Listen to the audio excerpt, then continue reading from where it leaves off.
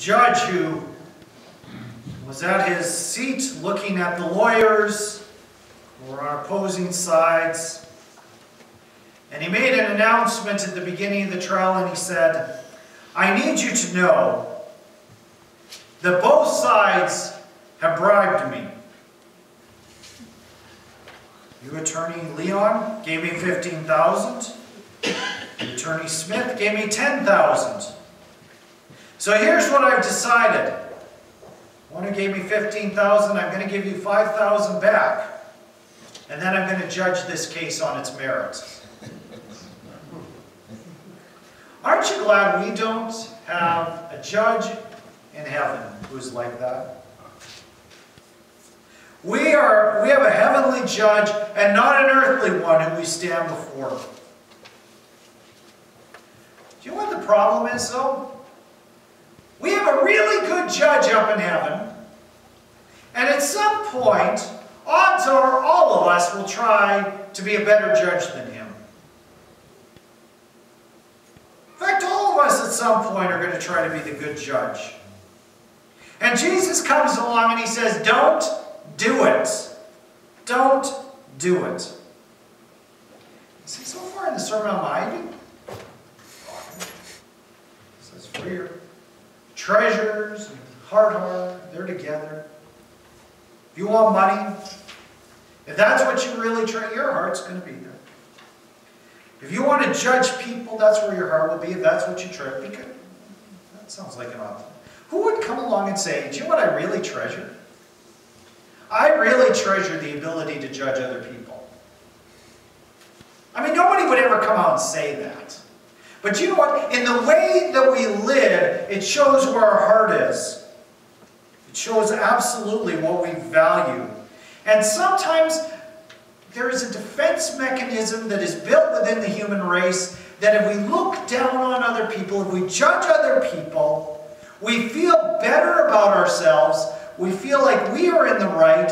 It makes us feel like we're worth something if somebody else is worse than us. And that's a lot of what we got into last Sunday. Oh, but it's hard because there's only one standard we should ever use, and that's Christ. And Christ says to me, you're a sinner and you're forgiven. A sinner who is forgiven. And we should look at that. Romans says this in chapter 7. So I find it to be a law that when I want to do right, evil lies close at hand. For I delight in the law of God in my inner being, but I see in my members another law waging war against the law of my mind and making me captive to the law of sin that dwells in my members. In other words, some of us might be able to relate to this. This is fancy language for saying, I want to do what's right. I love to do what's right, but I always end up doing what's wrong. I always seem to mess up. No, can anybody relate to that? Don't answer. I can relate to it. I'll say that. Okay? Paul continues, wretched man that I am, who will deliver me from this body of death? Thanks be to God, through Jesus Christ our Lord. So then I myself serve the law of God with my mind, but with my flesh I serve the law of sin. I may struggle, is what he's saying. The standard is God. And listen to what Paul's saying. He's saying, I mess up. I can't stand up to God's law, but I learn not to focus on my sin any more than I do anybody else's.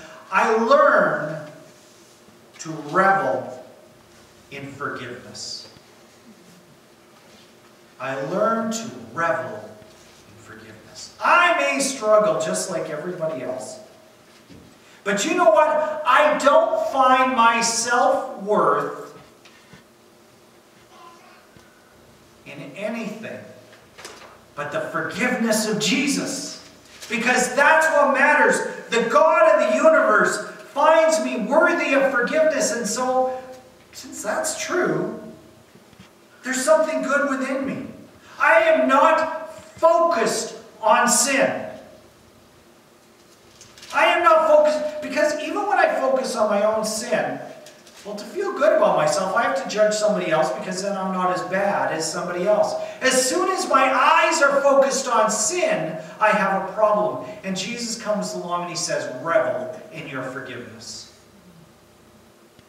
Know you're a sinner. I mean, don't ever forget that. Because that's part of it. But that's not where my eyes are. My eyes are on Jesus, who is the one who will forgive me my sins. 2 Corinthians 5:18 says, all this is from God, who through Christ reconciled us to himself. Can't catch this? I'm made right with God. But there's another part that goes with it.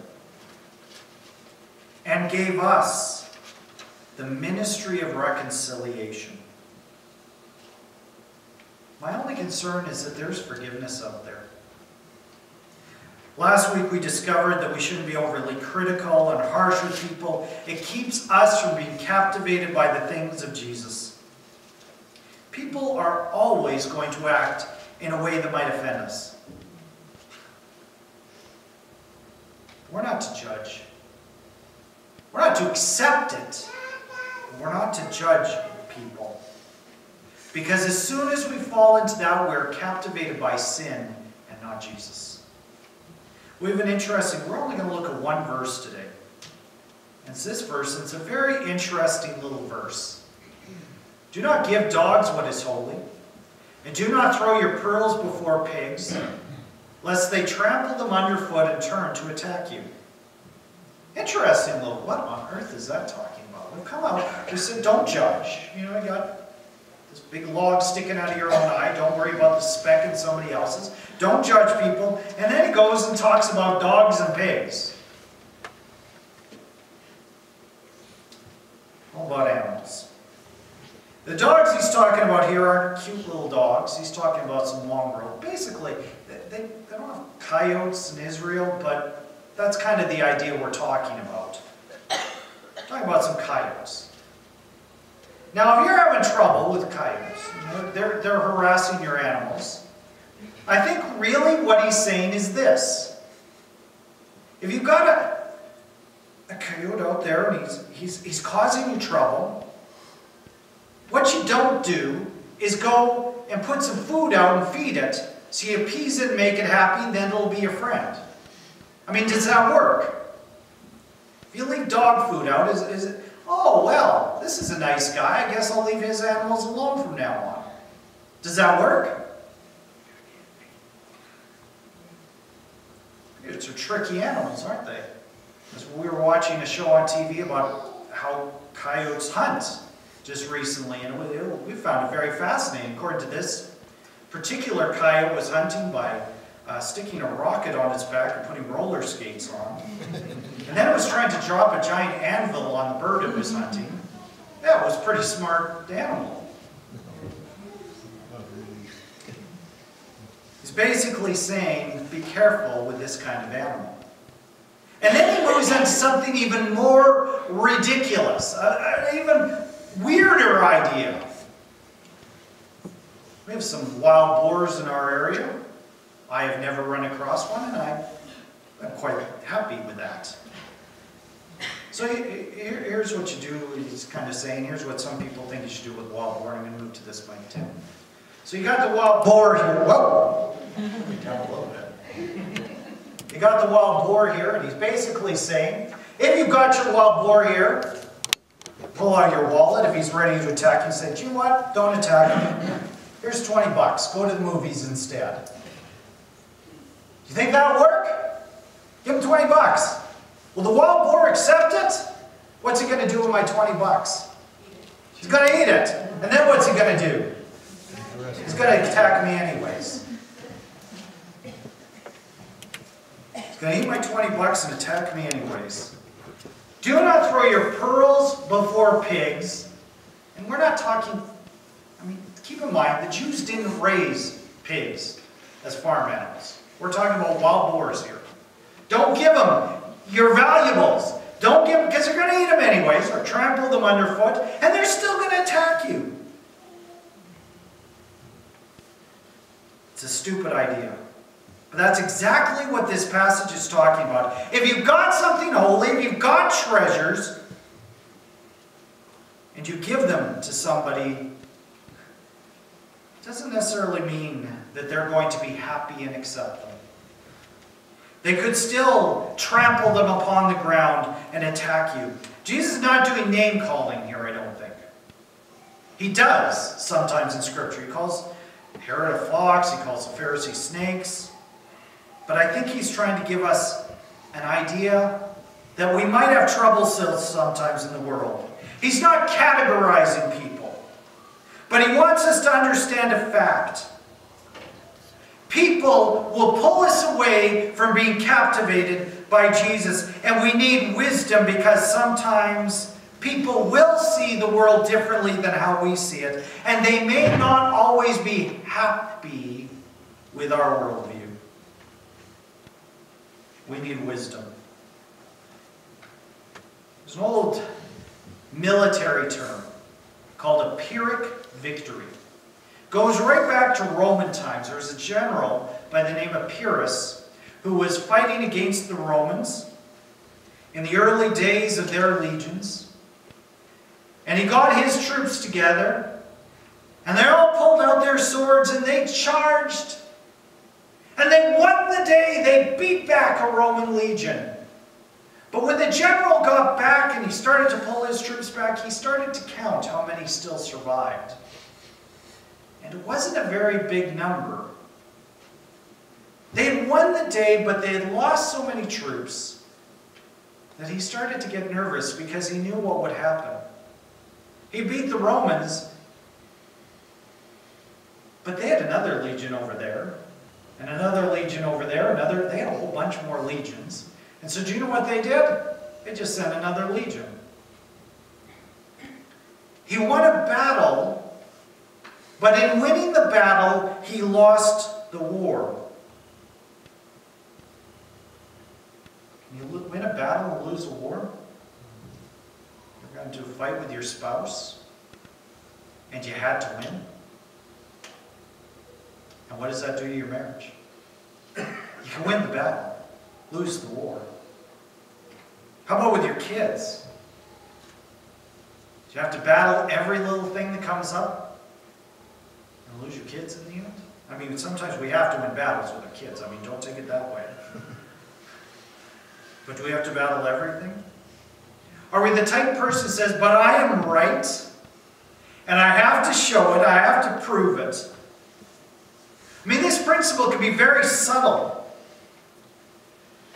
The type of person who has to always give advice, prove that you have a lot of wisdom, prove that you know a lot, prove that you know the truth and you have to spread it. Let me ask you this. If a battle cannot lead to victory, should you fight it? I kind of gave a little hint of this in the adult Sunday school class, and I said I would give the answer. And sometimes the answer is yes. Sometimes we do fight battles that we cannot win. The answer is absolutely. I'm not saying that we should never fight a battle that we cannot win.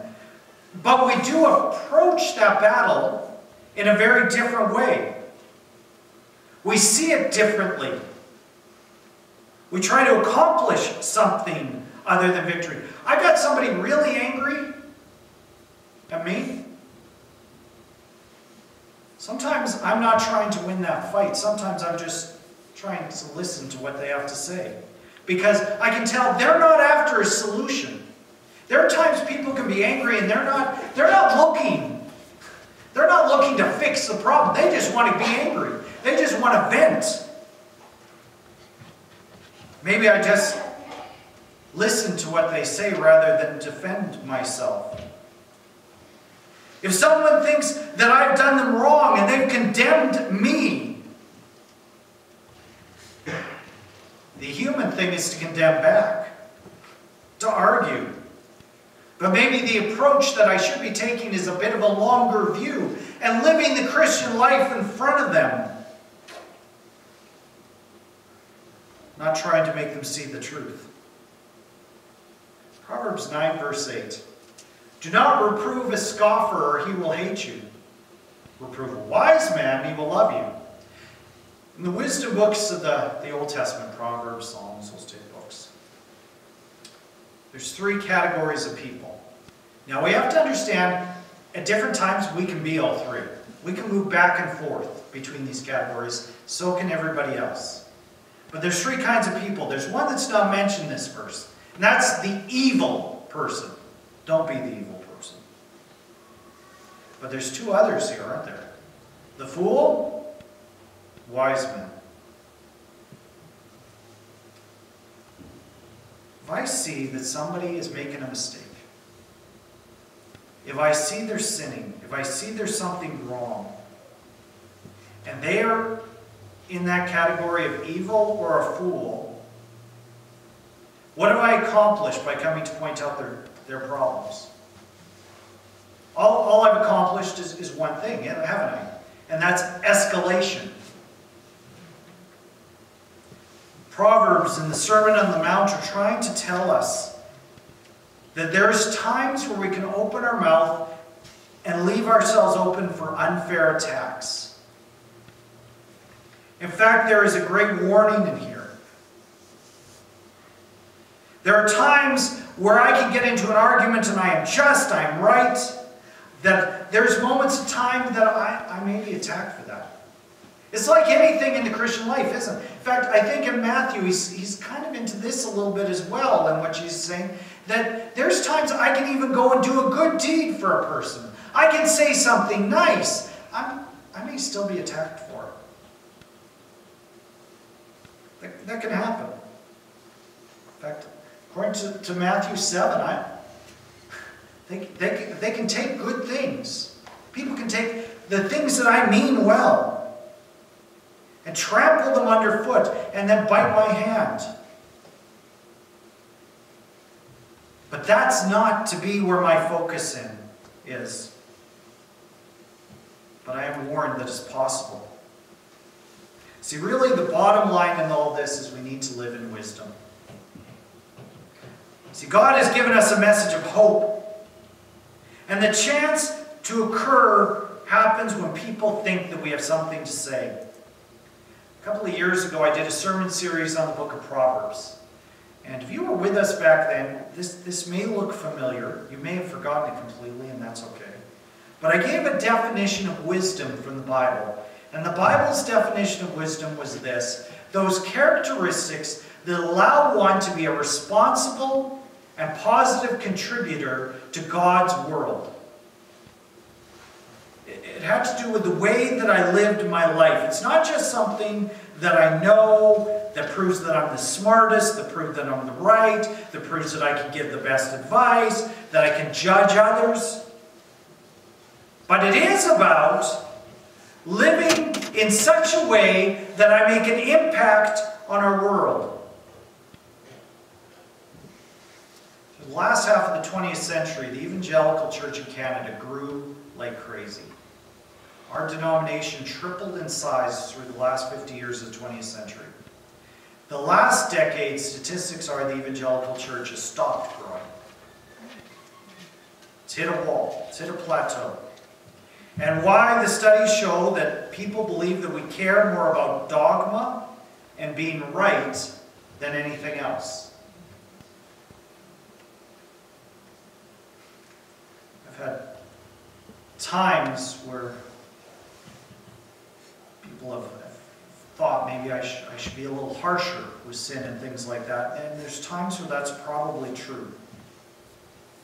But if we want to make an impact in our world, we need to step back a little bit. And we've talked about in our elders board and in some of the leadership parts of the church, and I brought it to the congregation before, that I think we need to have a three-stepped approach to discipleship.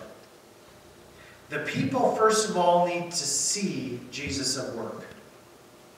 I've called it eyes. Talked about eyes, ears, hands.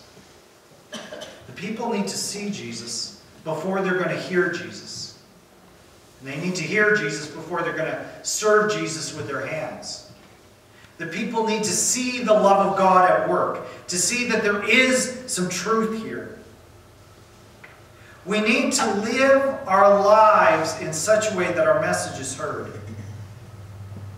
And then Romans 12 can say this, bless those who persecute you, bless and do not curse them, rejoice with those who rejoice, weep with those who weep, live in harmony with one another. Do not be haughty, but associate with the lowly. Never be wise in your own sight. Repay no one evil for evil, but give thought to do what is honorable in the sight of all. If possible, as far as it depends on you, live peaceably with all.